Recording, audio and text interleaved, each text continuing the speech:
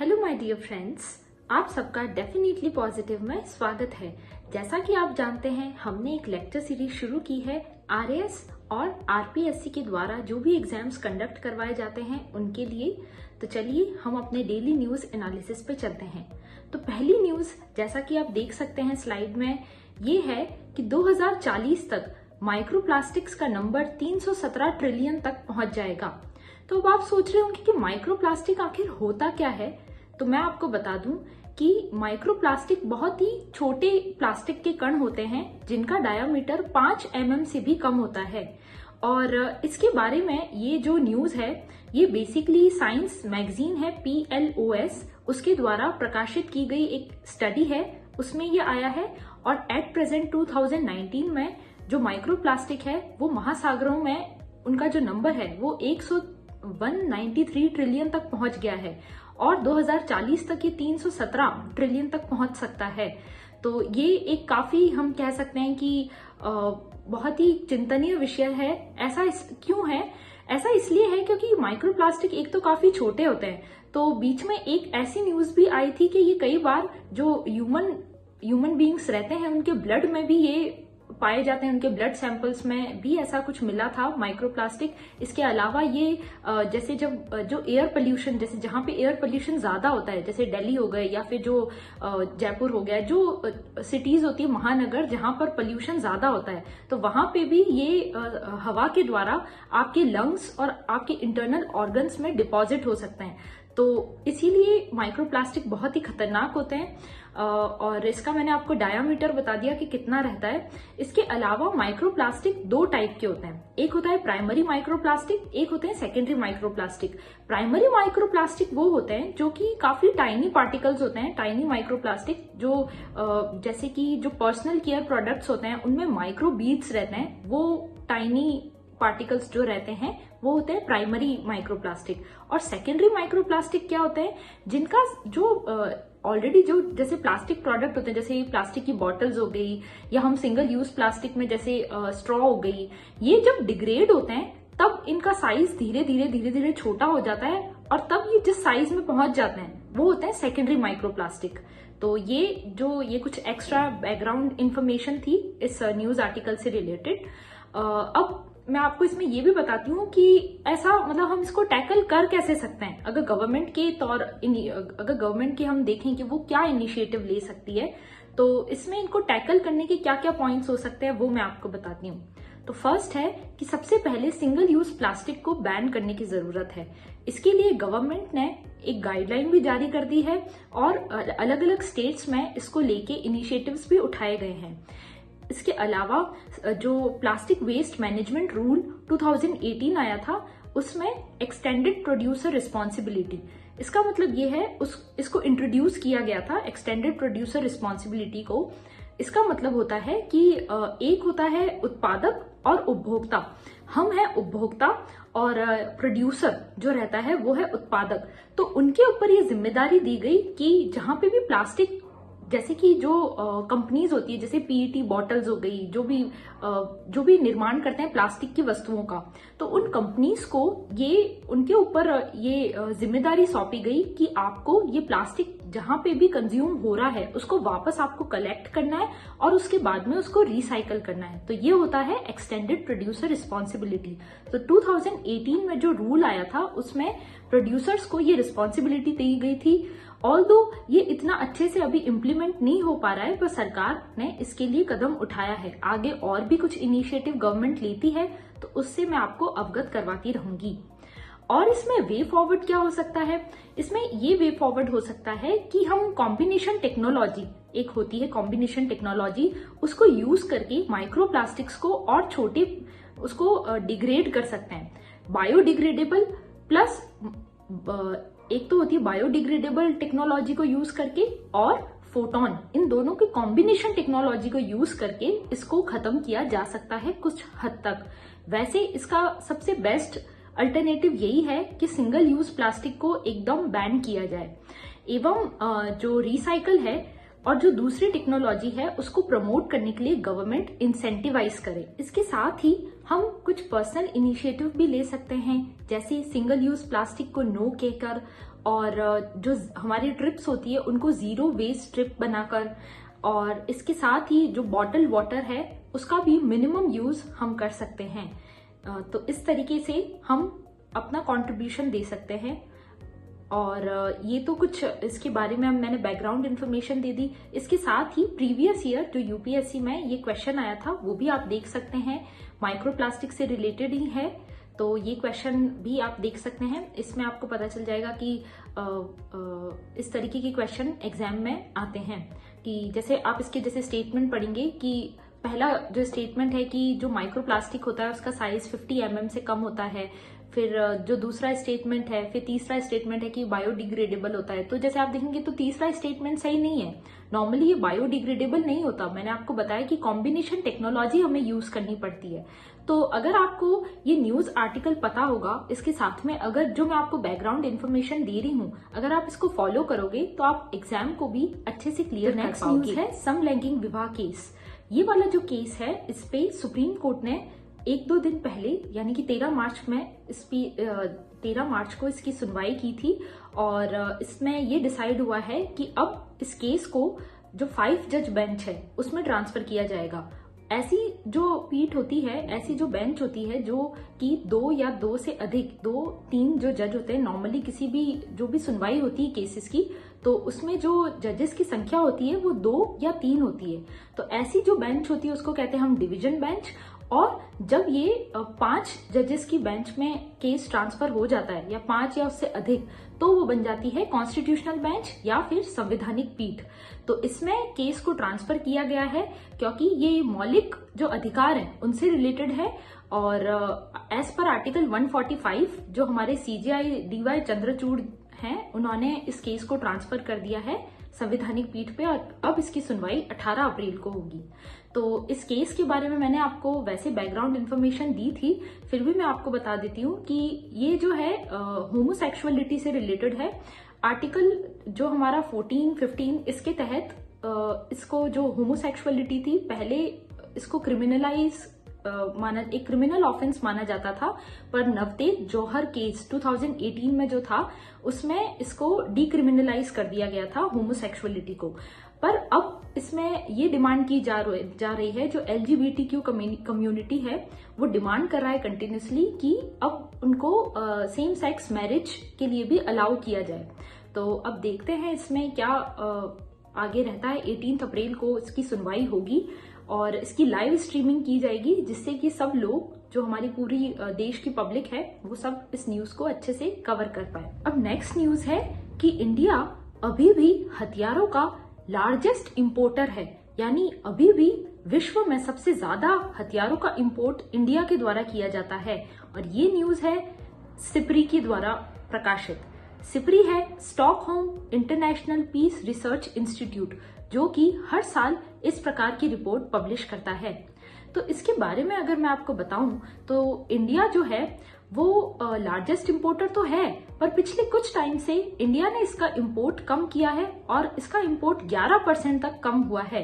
वैसे अगर विश्व के परिप्रेक्ष्य में मैं कहूं तो इंडिया आज भी 11% जो आर्म्स है उनका इंपोर्ट इंडिया के द्वारा किया जाता है, पर 11% से कम भी हुआ है। यानी 2013 से 17 और 2018 से 22 के बीच का अगर हम टाइम पीरियड देखें तो इसमें इंडिया ने 11% फॉल हुआ है इंपोर्ट करने में इंडिया का। तो ये एक इम्पॉर्टेंट न्यूज थी। और अगर मैं वैसे बताऊं आपको कि इंडिया किन किन कंट्रीज से हथियारों का इंपोर्ट करता है, तो सबसे ज्यादा वो करता है रशिया के द्वारा, पर ये इंपोर्ट भी कम हुआ है। पहले 64% तक किया जाता था, आज की डेट में गिर के 45% तक पहुंच गया है। और दूसरे स्थान पर है फ्रांस के द्वारा पहले दूसरे स्थान पर यूएस था, पर अब यूएस को रिप्लेस कर दिया है फ्रांस ने। फ्रांस जो है वो 29% हथियारों का सप्लायर है इंडिया को, मतलब हथियार जो सेकंड नंबर पे सप्लाई किया जाता है फ्रांस के द्वारा। इसके बाद अगर मैं बात करूं थर्ड नंबर पे तो वो है यूएस। और ये कुछ हमारे जो मैं कह सकती हूँ जो सप्लायर है, इंपॉर्टेंट आर्म सप्लायर इंडिया को, उनका था। अब आप कहेंगे कि आर्म्स का वैसे इंडिया नंबर 1 पे आ रहा है और वैसे इंडिया में 11% तक डिक्रीज हो गया है, तो इन दोनों में तो मतलब ऐसा कैसे हुआ? तो ऐसा होने का रीजन ये है कि एक तो इंडिया में जो आम को बाय किया जाता है, जो भी इंपोर्ट किया जाता है, उसका प्रोसेस काफी कॉम्प्लेक्स है। इस वजह से एक तो आम का इंपोर्ट कम हुआ है, आर्म्स का इंपोर्ट। सेकंड ये है कि इंडिया जो है वो, अगर हम अभी देखें, कुछ समय से आप देख रहे होंगे कि इंडिजिनाइजेशन यानी कि डोमेस्टिक प्रोडक्शन जो है आर्म्स का और डिफेंस सेक्टर में भी, उस पे बहुत बल दे रहा है। मेक इन इंडिया पे भी और डिफेंस सेक्टर में भी इंडिजीनियस प्रोडक्ट्स पे, उनके फॉर्मेशन पे बल दे रहा है। तो इसीलिए इस वजह से भी आर्म्स का इंपोर्ट कम हुआ है। और थर्ड है कि इंडिया डाइवर्सिफाई कर रहा है, उसका जो सप्लायर्स थे उनको डाइवर्सिफाई कर रहा है। तो इसीलिए जैसे हम देख सकते हैं सेकंड नंबर पे फ्रांस आ गया, इससे पहले सेकंड नंबर पे यूएस था।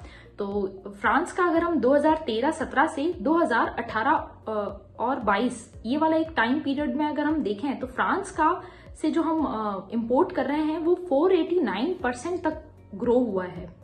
तो ये बस इससे रिलेटेड कुछ इंपॉर्टेंट न्यूज थी, वो मैंने आपको बता दी है।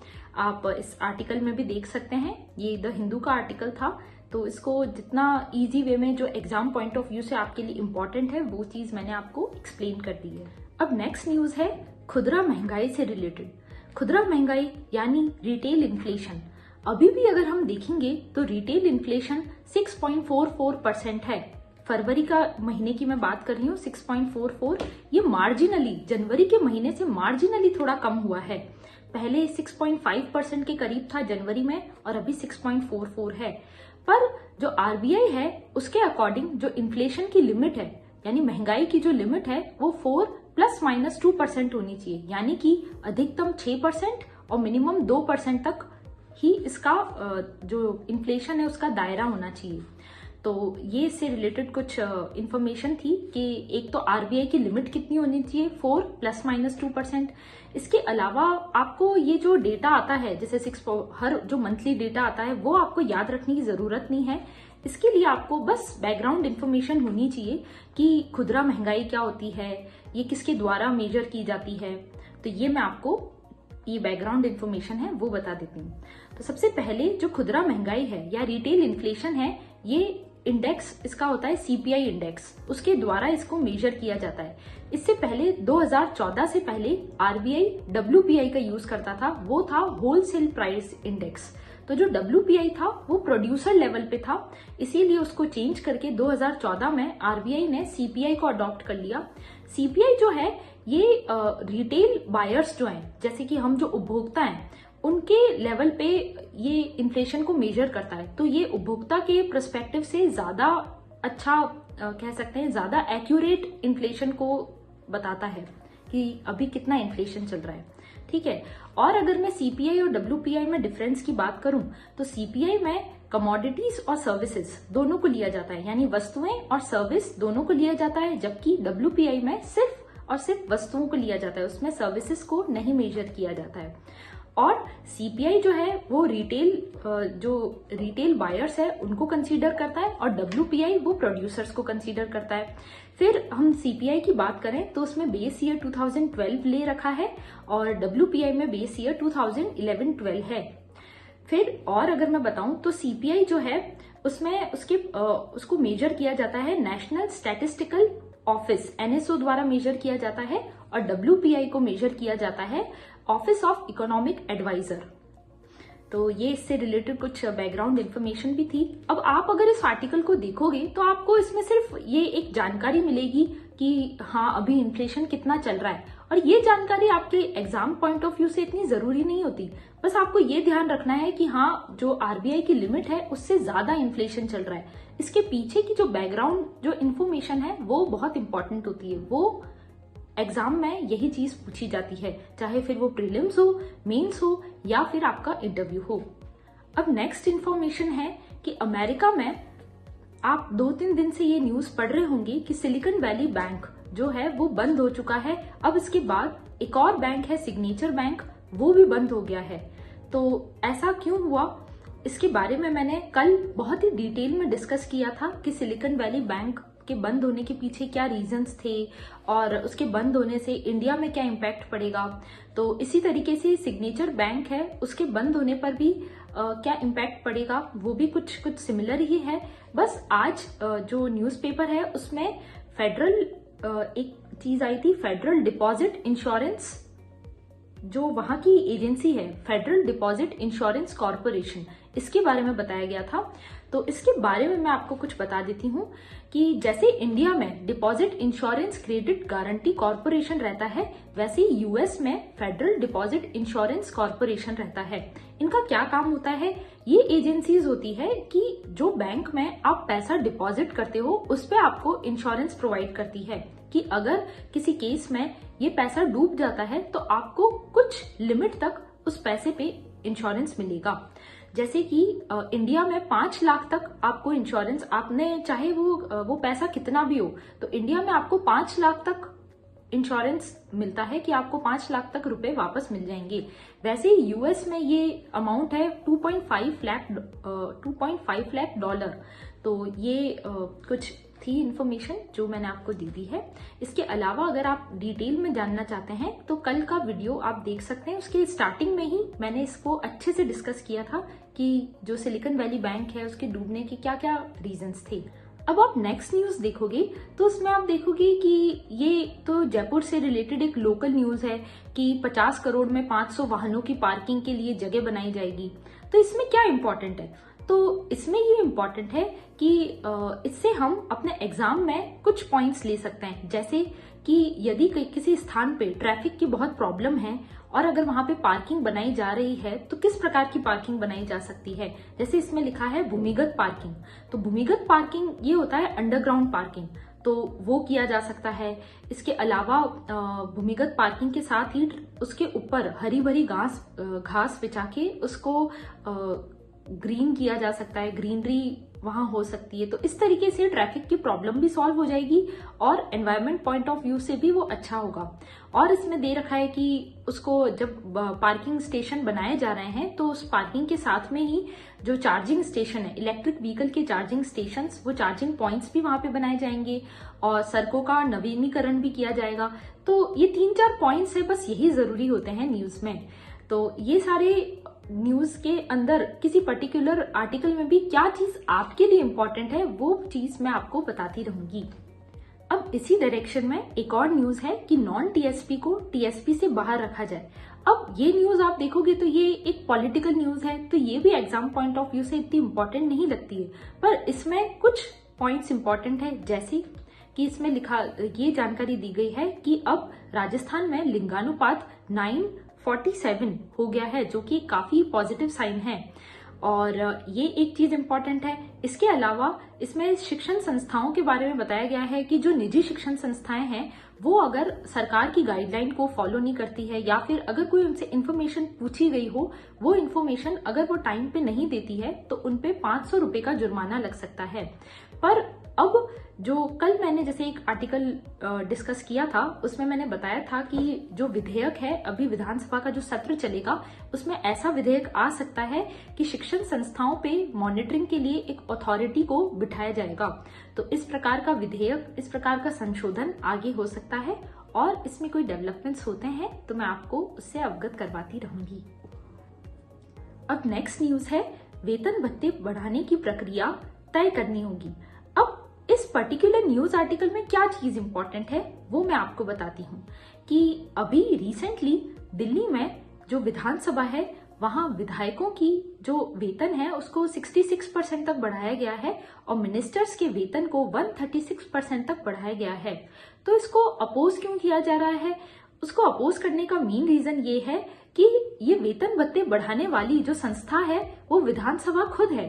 जी हाँ, कि इस वजह से इसमें एक ट्रांसपेरेंसी जो हम कहते हैं उस ट्रांसपेरेंसी का अभाव दिखता है, क्योंकि अगर संसद खुद ही, सांसद या एमपी और एमएलए वो खुद ही जब लॉ मेकर्स हैं, वो खुद ही लॉ बना रहे हैं और वो खुद ही अपनी वेतन को बढ़ा रहे हैं, तो वहां पे एक ट्रांसपेरेंसी हमें कम दिखती है। तो इसके लिए एक थर्ड पार्टी होनी चाहिए। ये जो आर्टिकल जिन्होंने भी लिखा है उस ऑथर ने ये कहा है कि एक थर्ड पार्टी होनी चाहिए और एक ट्रांसपेरेंट सिस्टम होना चाहिए जिससे कि जो MPs, MLAs उनके जो वेतन है उसको बढ़ाने पर उस संस्था के द्वारा काम किया जा सके, थर्ड पार्टी द्वारा। और इसमें एक चीज और है, one nation one MLA one pension. 1 MLA 1 pension ये दिया गया था। पंजाब के जो CM हैं उन्होंने ये चीज दी गई थी। ये काफी बोल्ड स्टेप था। इसमें ये बताया गया था कि एक MLA को एक ही पेंशन मिलेगी। इससे पहले ये रहता था कि जितनी भी MLAs जो रहते थे उन विधायकों के हर कार्यालय का उनको अलग अलग पेंशन दी जाती थी। इससे क्यूमुलेटिवली बहुत सारी पेंशन, कई बार 5 लाख से अधिक भी पेंशन कुछ MLAs को मिलती थी। तो इस चीज को हटा के 1 MLA 1 पेंशन का कॉन्सेप्ट लाया, जो कि एक अच्छा स्टेप है। तो इस तरीके की कुछ चीजें अगर हम अपने एग्जाम में लिखते हैं, हमारे मेंस के पेपर में, या फिर अगर इंटरव्यू में भी हमें कुछ पूछते हैं और अगर हम इन एग्जाम्पल्स को लेके आंसर्स देते हैं तो हमारा आंसर काफी इफेक्टिव लगेगा।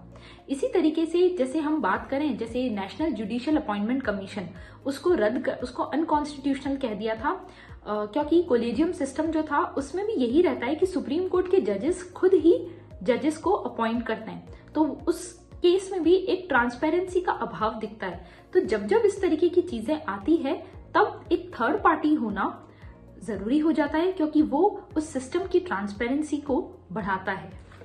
अब हमारी नेक्स्ट और फाइनल न्यूज है कि देश में पहली बार पित्त की थैली और हर्निया की सर्जरी रोबोट द्वारा की गई है।